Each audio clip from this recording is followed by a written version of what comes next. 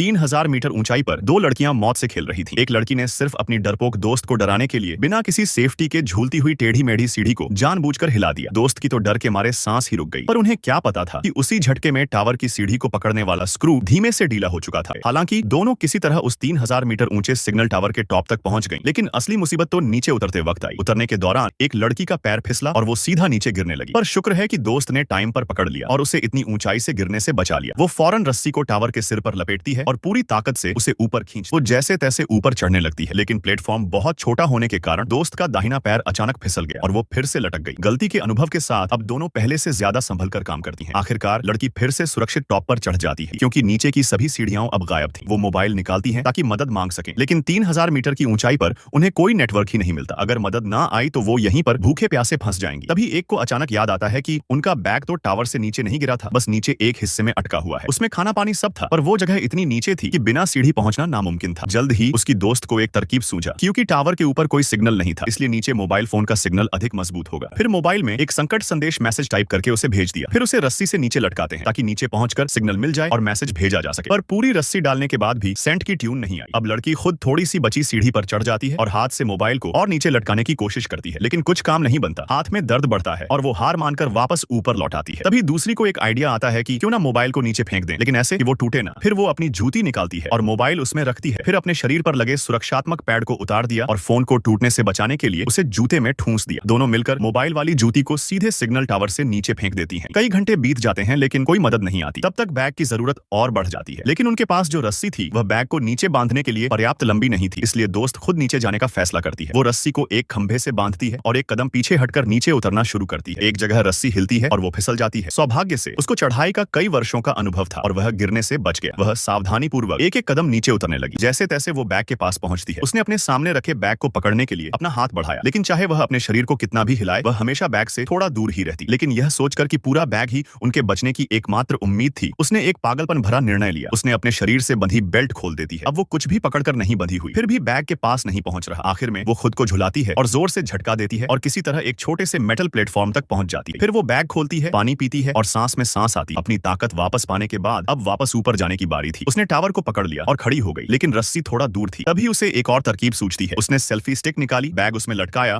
और उसे रस्सी से जोड़ने की कोशिश की, पर बार बार फेल होती है। लेकिन आखिरकार बैग को रस्सी में अटका देती है। फिर एक लंबी छलांग लगाकर खुद भी रस्सी पकड़ लेती है। उसको अपना शरीर स्थिर करते देख ऊपर से उसकी दोस्त रस्सी जल्दी से खींचती है और वो धीरे धीरे ऊपर चढ़ने लगती है। अब वो टॉप के पास आ चुकी है और बस एक आखिरी ग्रिप और वो वापस सुरक्षित पहुंच सकती है। लेकिन तभी एक और हादसा होता है। क्या ये आखिरी हादसा उनकी कहानी का अंत बन गया या वो बच निकली? जानने के लिए देखिए अगला पार्ट, और अगला पार्ट देखने के लिए सब्सक्राइब और